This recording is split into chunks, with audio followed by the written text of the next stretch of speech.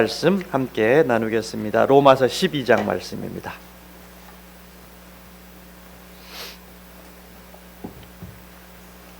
신약성서 로마서 12장 1, 2절 말씀. 길지 않은 말씀이니까요. 2절 말씀만 오늘 읽도록 합니다. 같이 한 목소리로 합독하겠습니다. 12장 1, 2절 말씀입니다. 시작. 그러므로 형제들아, 내가 하나님의 모든 자비하심으로 너희를 구원하노니 너희 몸을 하나님이 기뻐하시는 거룩한 산 제물로 드리라. 이는 너희가 드릴 영적 예배니라. 너희는 이 세대를 본받지 말고 오직 마음을 새롭게 함으로 변화를 받아 하나님의 선하시고 기뻐하시고 온전하신 뜻이 무엇인지 분별하도록 하라. 아멘.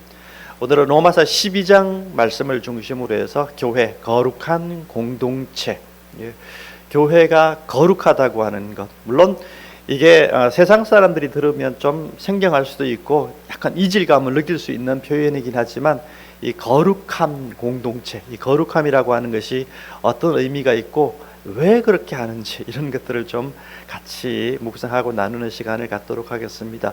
오늘 설교는 좀 우리가 로마서가의 기록에 대한 부분들, 여러분들이 또 이제 때를 따라서 개인적으로 로마서를 읽을 수 있고 묵상할 수 있으니까 조금 도움이 될 수 있겠다 싶어서 로마서에 대한 소개를 좀 하고 오늘 로마서 12장 사실 전체를 가지고 좀 같이 생각해 보도록 그렇게 하겠습니다.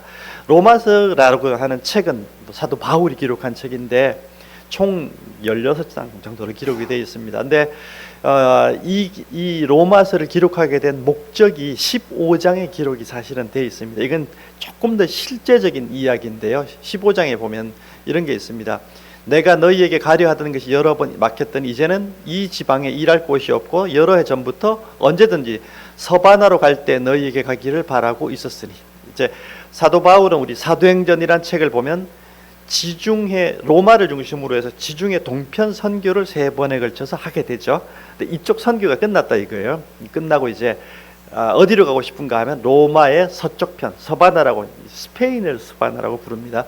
스페인을 가려고 하는데 바라고 있다. 이제 그래서 스페인을 가려고 하면 이 지중해 동편을 선교하기 위해서 안디옥 교회가 파송을 해줬는데 이제 로마 교회가 지중해 서편 선교를 위해서 후원을 해주기를 기대한다 이런 뜻이에요. 그래서 같이 여러분하고 로마 교회에 가서 내가 교제하고 나의 선교적인 비전을 나누고 서쪽으로 파송을 받기를 원한다. 이게 이제 요런 목적이 일단은 한 가지가 포함이 되어 있습니다. 그래서 요게 이제 같이 시간을 보내고 이런 부분들이 24절에 기록이 되어 있고요. 그 다음에 그러나 이제는 내가 성도를 섬기는 일로 예루살렘에 지금 현재는 뭔가 하면 이제 서쪽 선교를 마치고 내가 예루살렘 교회를 가고 싶어 한다. 예루살렘에 교회에 가는 이유가 뭔가 하면 예루살렘 지역에 가뭄이 들었어요. 가뭄이 드니까 지역 전체가 요즘도 가뭄이 들면 어렵지만 옛날에는 여러분 가뭄 들면 사람 다 손가락 빨고 굶고 죽습니다. 그런 것들이 많으니까 이 예루살렘 교회가 기독교의 모교회인데 이 교회 성도들 중에도 상당히 어려움을 겪는 사람들이 많더라. 그래서 내가 선교한 지역에 이 이야기를 전했더니 저기 보면 마게도니아 혹은 아가야, 이제 이 지금의 그리스 쪽 있죠, 지역에 있는 교회 성도들이 이야기를 듣고 일부분 헌금을 했다. 그래서 내가 이걸 가지고 예루살렘에 있는 성도들에게 올라가기를 기대하고 있다. 근데 어떤 문제가 있는가 하면 올라가려고 하는데 바울이 예루살렘에 올라가면 환영하지 않는 사람들이 많았어요. 이게 바울은 뭔가 하면 이방인들에게도 복음을 전했던 사람이거든요. 근데 이게 기독교 안에서도 매우 보수적인 분들, 또 혹은 때로는 유태인들 같은 경우 이스라엘 백성들은 이거 이방인들에게 선민의 이거 하나님을 전파하는 것에 대해서 강한 거부감을 갖고 있었어요. 그래서 이거에 대한 이게 거부감이 있는 사람들을 예루살렘에 가면 분명히 만나게 될 텐데 위기가 올 것 같다 이거죠. 근데 내가 좀 순탄한 걸음이 되도록 무사히 이걸 마칠 수 있도록 위에서 기도해 달라 이렇게 됩니다. 근데 사도행전의 기록에 보면은 결국은 이것 때문에 요 사건 때문에 요 지금 문제 때문에 바울이 감옥에 투옥이 되고 로마로 압송이 되고 이런 과정들을 겪게 되는 것들을 우리가 사도행전을 통해서 확인할 수가 있습니다.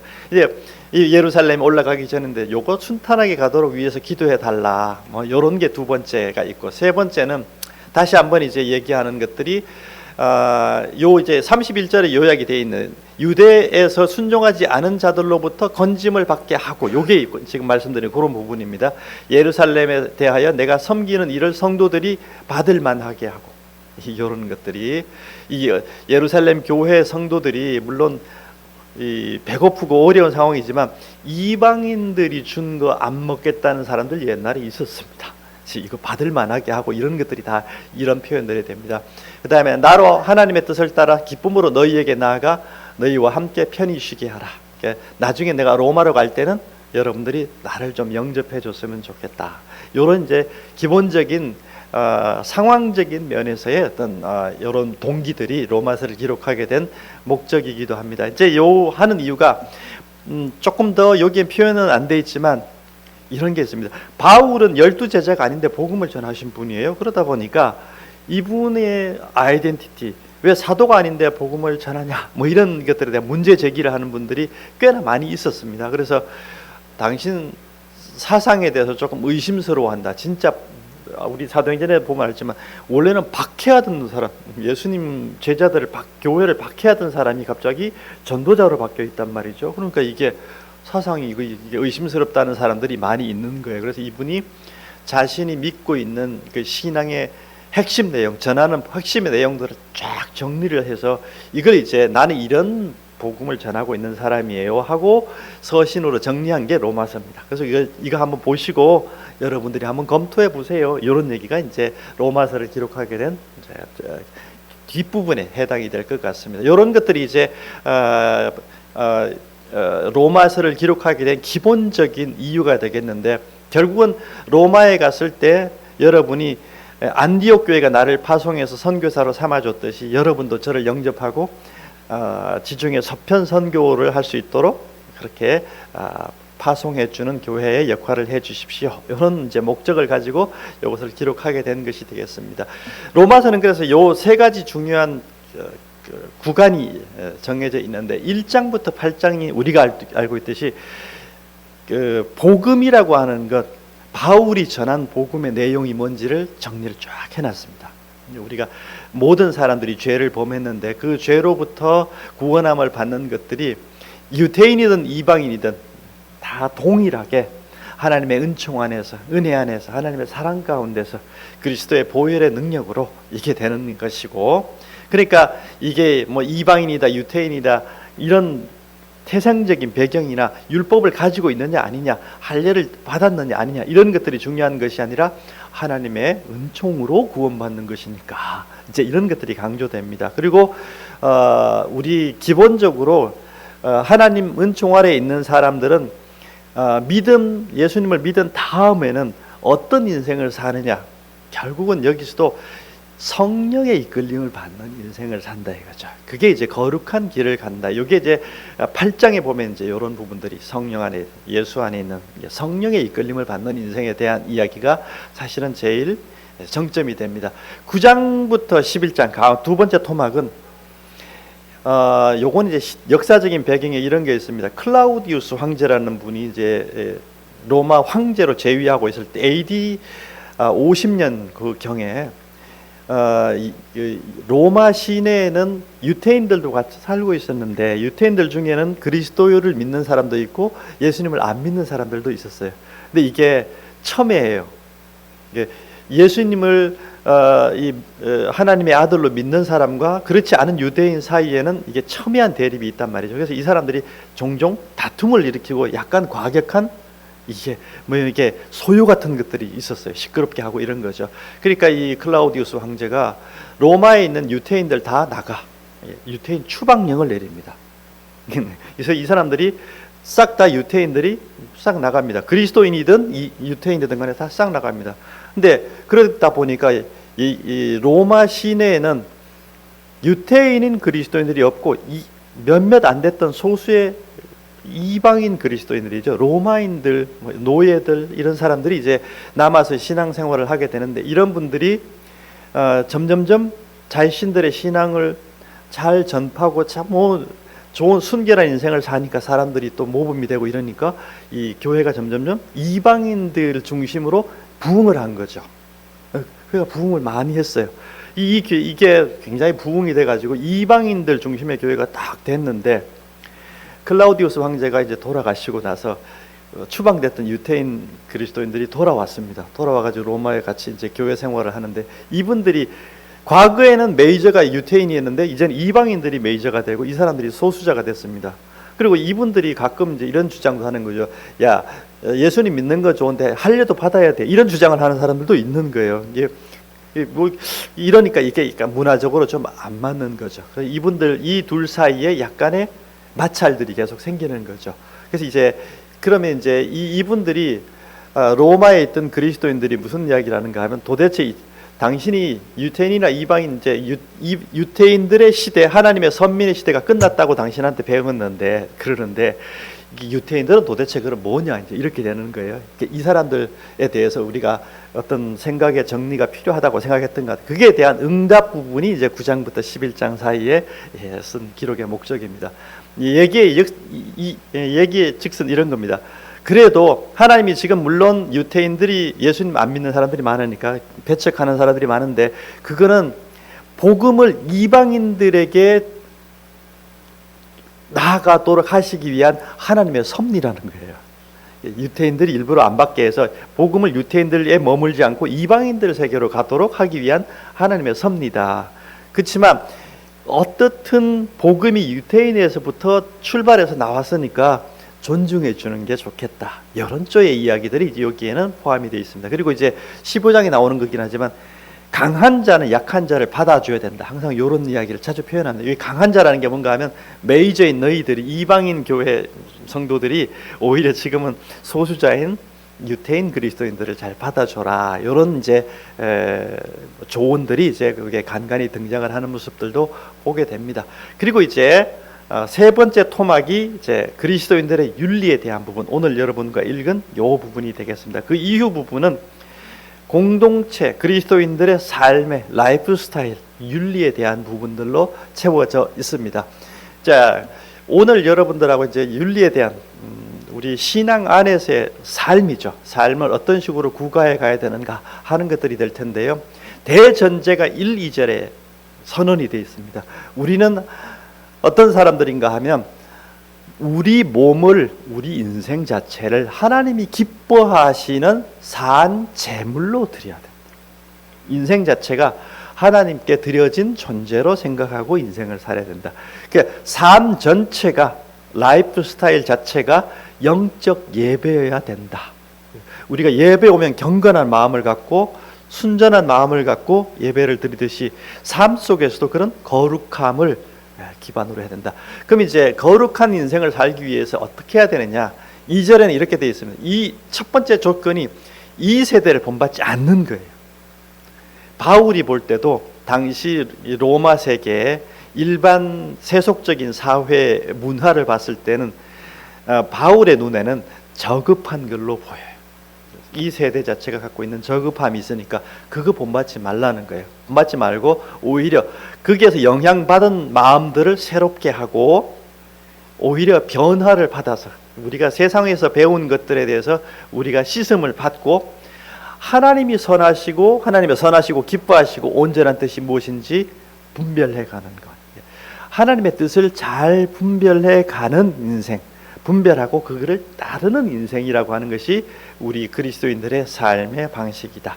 요게 이제 우리 그리스도인들의 삶의 윤리다, 이거죠. 요게 이제 되는데, 요 부분에 대전제를 이렇게 선언해 놓고 그 다음 어떤 걸로 전환이 되는가 하면, 요게 이제 대전제가 되겠고, 여기 이제 저는 요걸 거룩함, 우리 교단은 이제 성결 교단인데, 거룩함이라고 하는 것이 뭔가 하면, 일단은 그래서 세상과는 거리두기, 세상과는 좀 차별하지, 그걸 좀 거리두기를 하고, 그 다음 우리만의 하나님으로부터 온 독특한 거룩한 삶의 방식을, 가치를 가지고 인생을 살아가는 것, 이런 것들이 이제 산 제물, 영적 예배자로서의 인생이다, 이렇게 봅니다. 여기에 대전제가 나오고 그 다음 부분이 우리 오늘 읽지는 않았지만 6절 이하에 이런 얘기, 우리에게 주신 은혜대로 받은 은사가 각각 다른, 요거 여러분 우리 전에 고린도전서 하면서 같이 했습니다. 요거 이제 교회에 대한 이야기입니다. 교회죠.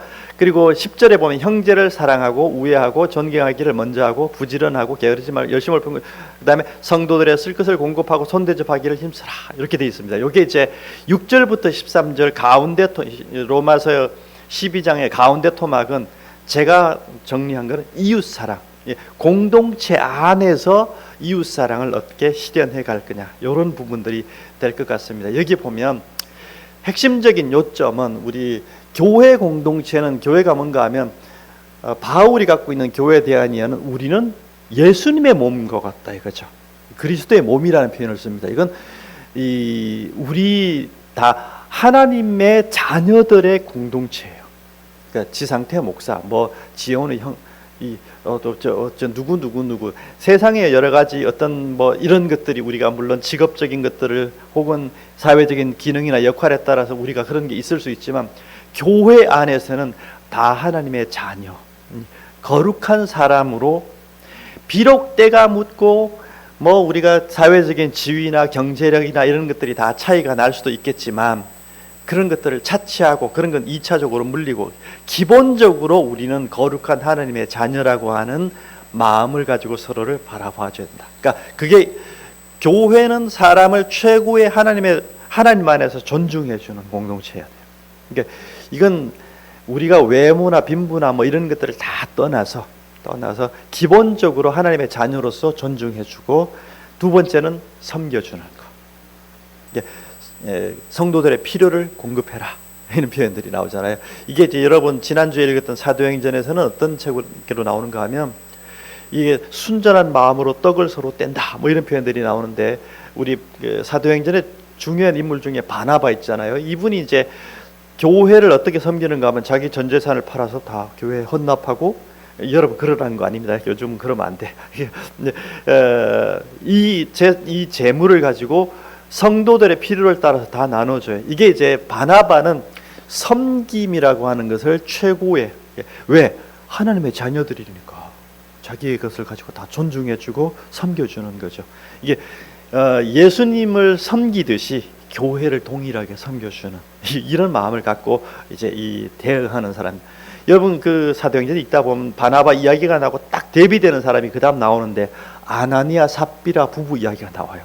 이분들은 바나바하고 좀 다르게 해요. 자기 집 땅을 팔았는데 일부분은 챙겨놓고 일부분만 갖다 교회에 바치는데, 베드로가 만나고 나오던 이분들이 죽습니다. 죽는 이야기로 나와요. 그렇다고 여러분, 이게 이제 상징하는 게 뭔가 하면, 교회를 최고의 존엄한 존재로 대하지 않는 마음에 대해서 하나님의 어떤 징계, 이런 것들을 우리가 볼 수가 있습니다. 그래서 교회는 기본적으로 존중해줘라. 여러분 설사 믿음이 좋건 안 좋건 그런 것도 여러분 관계없이, 교회는 기본적으로 다 공동체 안에 들어온 사람들은 하나님의 자녀로, 하나님의 아들, 딸로 그렇게 존중해주고 섬겨주시길 바랍니다. 요한복음에 예수님은 제자들에게 그러잖아요. 새 계명을 너희에게 줄 텐데 서로 사랑해라. 내가 너희를 사랑한 것 같이 너희도 서로 사랑해라. 이게 이제 내가 너희를 위해서 내 몸을 주듯이 너희도 그렇게 해줘라. 존중해주고 섬겨줘라. 이게 이제 교회의 기본적인 모멘텀이고, 이게 이제 그리스도인들의 윤리, 교회 공동체 안에서는 그렇게 해야 된다. 이렇게 한 몸처럼 우리가 그렇게 해주는 것이 공동체 윤리가 되겠다. 여러분, 우리 교회 정도의 작은 공동체는 어느 정도 할 수가 있어요. 제가 볼 때 어느 정도 이런 것들 할 수 있습니다. 우리 그렇잖아요. 사람이 자기 몸은 자기 몸처럼 사랑하죠. 근데 그 다음 자기 몸처럼 사랑하는 게, 제가 볼 때는 그래도 이룰 수 있는 게 가족 정도. 가족은 자기 몸처럼 아끼고 사랑해요. 우리 신선자 권사님, 우리 아들 중기, 미연이 뭐 자기 몸처럼 사랑하시고 이러시잖아요. 또 우리 다 우리 자녀들을 그렇게 대하죠. 자기 몸처럼 자기 가족을 대하는데, 바울이 볼 때는 교회 공동체 정도까지는 그렇게 해봐라. 요런 조언인 것 같습니다. 교회는 그런 것들을 해봐라. 이런 것들이 기본적인 것이고 예수님의 가르침도 동일합니다. 너희가 그렇게 해라. 공동체는 내가 너희를 사랑한 것 같이 서로 사랑하는 공동체 생활을 해라. 이런 것들이 될 것 같습니다. 그 다음 이제 토막 14절부터 마지막 21절까지 이야기는 원수 사랑이에요. 교회 밖의 이야기들을 지금 해나가고 있는 것 아닌가 싶습니다. 14절에 보면 너희를 박해하는 자들을 축복하고 저주하지 말아라. 교회 밖의 이야기. 아무에게도 악을 악으로 갚지 말고 모든 사람 앞에서 선한 일을 도모하라. 내가 원수를 또 친히 갚지 말고 오히려 원수가 줄이거든 먹이고 목마르거든 마시게 하고 악에게 지지 말고 선으로 악을 겨라. 이게 다 원수된 사람들. 이게 교회 안에도 있을 수 있지만 교회 바깥의 이야기들을 머릿속에 그리고 있지 않은가 하는 생각이 듭니다. 오늘날 이야기로 조금만 들어가 보도록 할게요. 오늘날 우리가 살고 있는 사회는 요건 이제 우리가 살고 있는 우리 주변에 가득 와 있는 게 뭔가 하면 마케팅 사회입니다. 오늘날 여러분 다 돈이 모자라시죠? 돈이 모자란 이유가 뭔가 하면 너무나 많은 우리 주머니를 털어가는 마케팅이 아주 많고 고도로 발달해 있기 때문에 우리 주머니에 돈을 우리가 가만히 가지고 있을 수가 없도록 만들어진 사회예요. 여러분 텔레비전 채널 절반은 홈쇼핑입니다. 그죠? 그것도 있고 그다음에 우리 종편 방송이나 정규 방송에도 보면은 이제 광고가 엄청나게 많지요. 스마트폰 여러분 펼치면 앱 켜면 광고 계속 뜨죠. 또 이 사람 저 사람 또 누구 또 내가 좋아하는 사람들 또 이것저것 물건 어디 살고 어떤 차를 이런 것들이 너무나 많은 게 마케팅이 아주 풍부한 사회입니다. 오늘날은 여러분 산업사회 이유는 물건을 만드는 건 문제도 아니에요. 물건을 생산하는 건 아무 문제가 없습니다. 사줄 사람이 필요해요. 그렇죠? 소비해줄 사람이 필요한데 그러다 보니까 이 생산자들이 어떻게든 물건을 많이 팔기 위해서 경쟁적으로 마케팅을 하죠. 그러다 보니까 우리 주머니에 돈을 가만히 가지고 있지를 못하도록 만들어요. 그래서 여러분 저는 이제 농업사회에서 1960년대에 태어나서 지금까지 살아왔는데 제가 어릴 때 생각해 보면 우리 생필품이라고 하는 것이 그렇게 많지 않았어요. 화장품도 여러분 그냥 한두 개 이렇게 쓰는데 요즘은 많이 쓰잖아요. 그죠? 우리 씻는 것도 과거에는 비누 하나만 있어도 그냥 다 끝났는데 요즘은 이게 제품도 많고 이게 많은 물건들을 생산해내고 이걸 또 많이 팔아야 되는 사회니까 엄청나게 홍보 마케팅을 한단 말이죠. 그러다 보니까 모든 것들이 다 이런 것들 때문에 우리 주머니가 모자라. 이런 마케팅을 하는 사람들은 우리 호주머니, 우리 계좌가 어떻게 되는지에 대해서는 관심이 별로 없겠죠. 그분들은 우리 국민들이 저축이 얼마 있고 이런 그분들 재산을 잘 축적하셔야 되는데 이런 걱정해주지 않는단 말이죠. 오직 물건을 많이 팔고 자신들의 이걸 기업을 올리는 것 이런 것들이 이제 오늘날 우리 사회다 보니까 우리 주머니가 항상 이렇게 모자랄 수밖에 없는 그런 사회에 들어있습니다. 이 일반 마케팅 자본 영역에서는 이렇게 되는데 정치는 오늘날 뭘 만들었는가 하면 팬덤 정치 시대를 만들었습니다. 정치인들도 뭔가 하면 자신들이 살아남기 위한 어떤 노력들을 많이 하겠죠. 오늘날 우리가 살고 있는 사회는 대의민주주의죠. 대의민주주의라는 게 뭔가 하면 우리 국민들을 대신해서 대표자들을 뽑아서 정치를 하거나 이제 행정을 하도록 이렇게 돼 있는 구조잖아요. 그러니까 이러다 보니까 이 정치를 하시는 분들은 국민들의 지지가 굉장히 자신들의 목숨이에요. 표를 많이 받아야 취업이 되고 자신의 직장이 생기는 거예요. 이거 정치를 하는데 국민들이 투표를 안 해주면 어떻게 돼요? 실업자가 됩니다. 실업자가 되면 굶어 죽잖아요. 이제 그거 하지 않기 위해서 뭐래요? 죽기 살기로 지지율 관리를 하는 거죠. 자기 지지율 관리를 하다 보니까 일종의 마케팅 기술과 비슷해요. 제가 볼 때는. 근데 이걸 하다 보니까 오늘날 팬덤 정치라는 거 뭔가 하면 일정 부분 자기 자신의 지지자들을 항상 관리하고 만들고 이렇게 하는 이런 일들을 많이 하게 되죠. 근데 제가 좀 요즘 우리 사회, 국제사회도 그런 것 같은데요. 자신의 지지자들을 만들기 위해서 꼭 적을 만들어요. 누구를 미워하게 만들어요. 미국 같은 나라도 보면 전 세계 다른 나라들이 나쁘다. 우리나라 자기 국민들이 자기를 지지해 주니까 트럼프 대통령이 쓰는 방법이죠. 예, 푸틴 대통령도 마찬가지예요. 유럽 서방이 우리를 괴롭힌다 이거죠.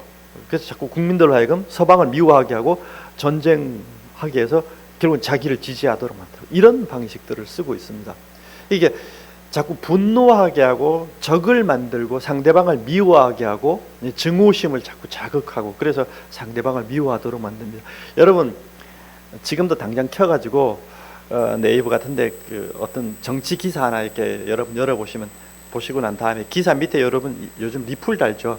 그 아래 보시면 쫙 달려있는 리플들 보면은 온갖 분노와 미움과 저주와 이런 것들이 가득하잖아요.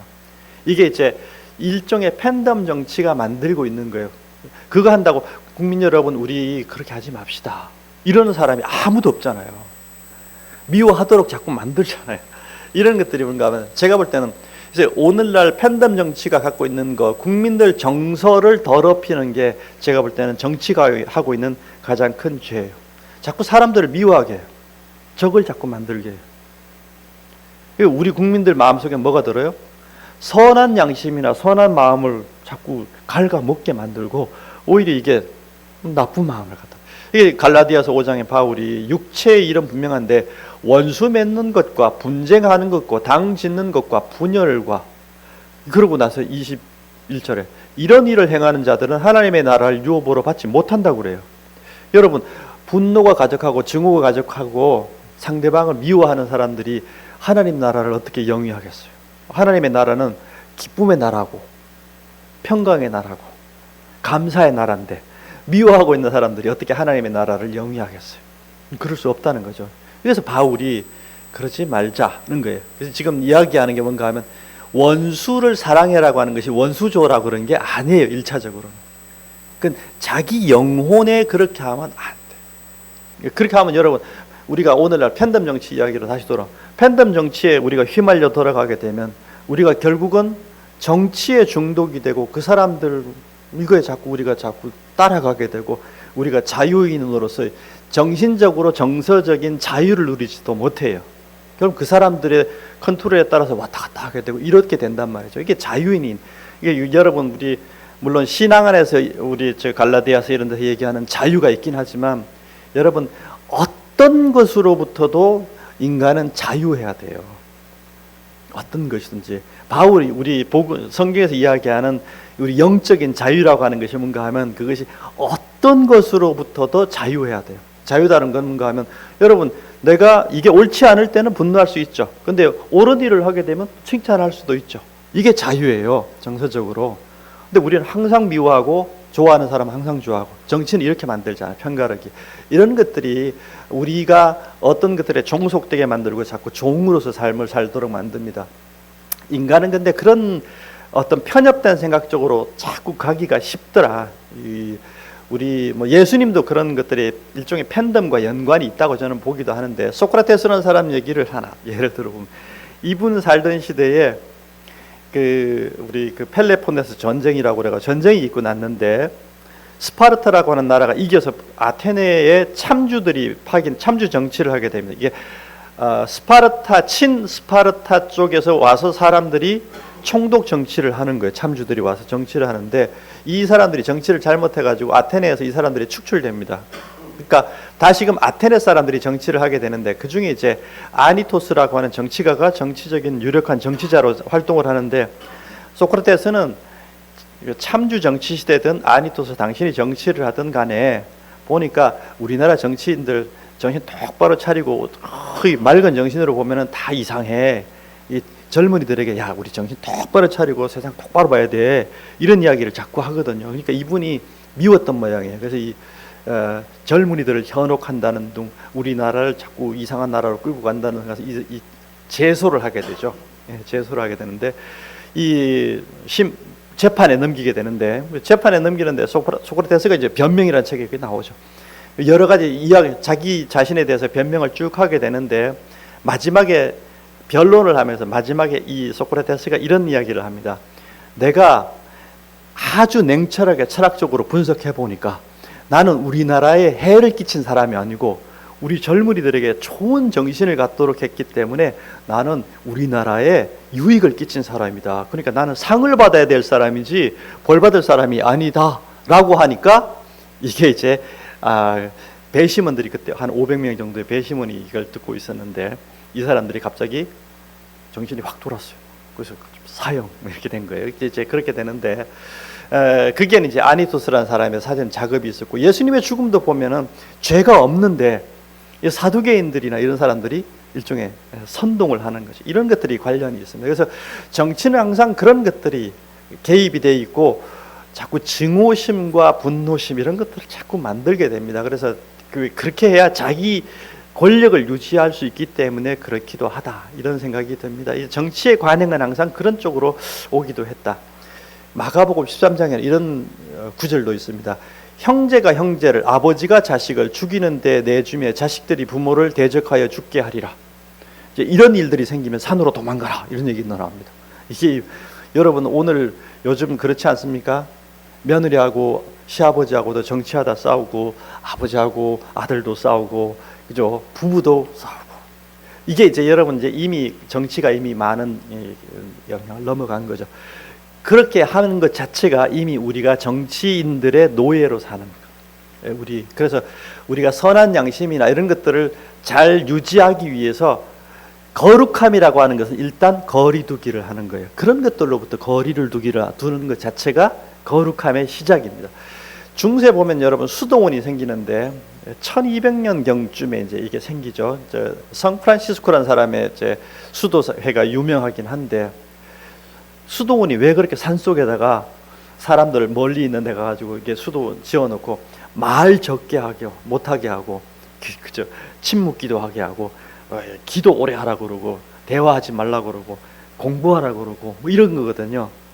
이게 이분들이 하는 게 뭔가 하면 세속화된 것들로부터 거리두기를 하는 거예요. 왜냐하면 그거 자꾸 이렇게 가게 되면 세속 정치, 그게 종교 정치도 마찬가지입니다. 정치에 자꾸 들어가면 사람들이 노예화 되더라 이거죠. 이분이 볼 때는 자유로우려면 그것 좀 거리두기 해야 돼. 그래서 따로 공간을 만들고 공동체 생활을 하면서 이분들이 하는 제일 많이 하는 게 뭔가 하면 명상기도예요. 세상의 소리들을 빼요. 지워요. 안 들어요. 좀 비워. 그래야 마음에서부터 선한 양심이 살아나거든요. 이분들이 그래서 하는 게 명상하고, 명상록, 그러면서 명상하면서 또 글을 써요. 그게 명상록입니다. 물론 이제 이건 철학적으로도 이런 게 기원이 있긴 하지만, 그 다음에 고백록 이런 거 자기. 여기서 나온 게 뭔가 하면 일기예요.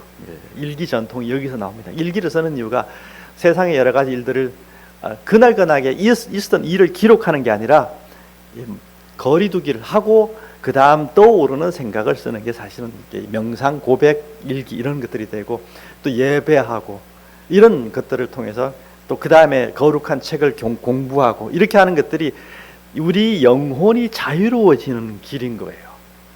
그렇게 해서 우리가 말씀을, 우리 기독교 전통에서, 개신교 전통에서 말씀 자꾸 하자고 하는 이유가 이걸 이제 여기 여러분 우리 오늘 본문에 나오지만 원수 사랑에 대한 부분 이런 것들을 나오는데, 이게 진리 안에서 우리가 살아가도록 해야 영혼이 자유로워지거든요.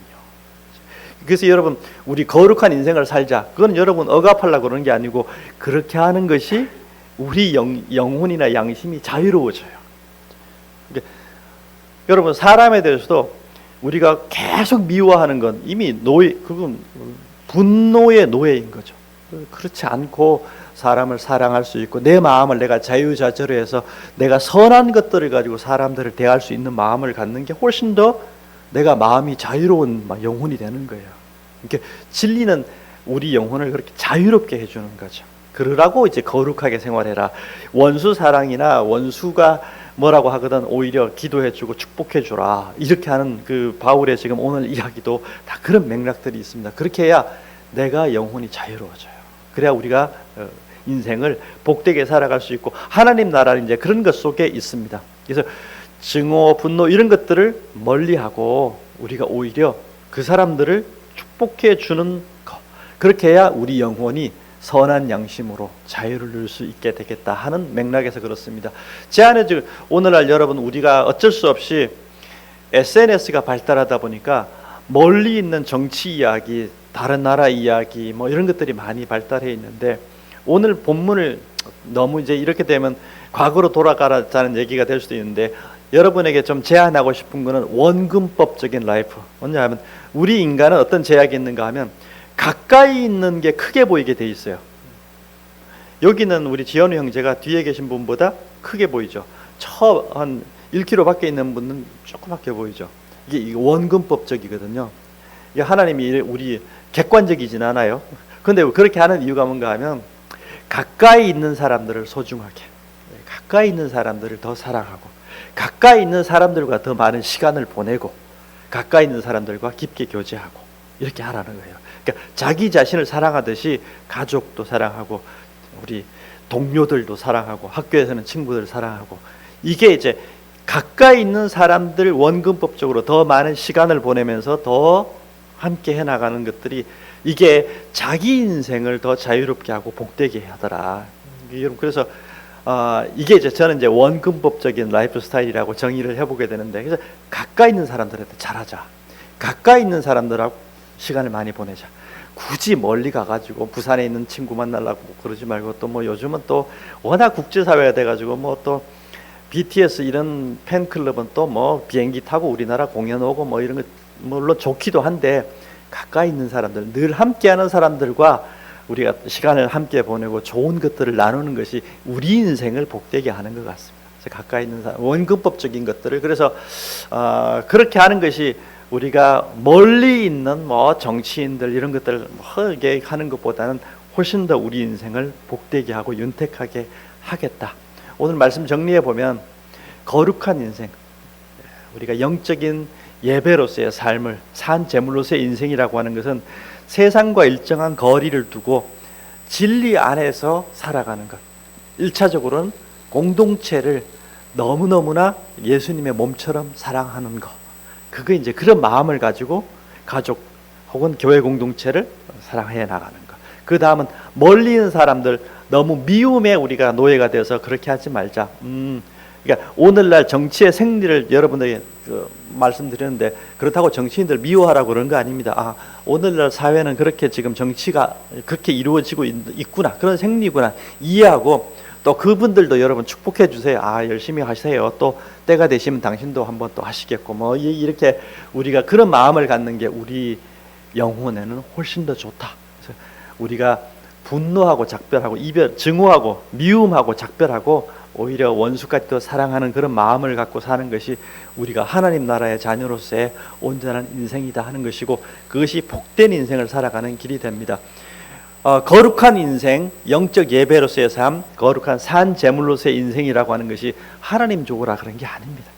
우리 영혼이 복되게 살아가는 길이 그것이기 때문에 바울이 오늘 그렇게 우리에게 조언해 주는 것 같습니다. 말씀 기억하면서 우리 인생이 항상 하나님 안에서 기쁨과 평화를 누리시는 삶이 되시기를 간절히 축복합니다. 감사합니다. 오늘 거룩한 하나님의 자녀로서, 또 산 제물로서, 영적 예배로서의 삶에 대한 말씀을 함께 나누었습니다. 여러 가지 세상의 유혹들이 있고 또 세상에 여러 가지 소리들이 있지만, 우리가 진리 안에서 참된 기쁨과 평화를 누리는 삶을 살아갈 수 있도록 축복해 주옵소서. 주 예수 그리스도의 이름으로 기도합니다. 아멘. 찬송가 447장.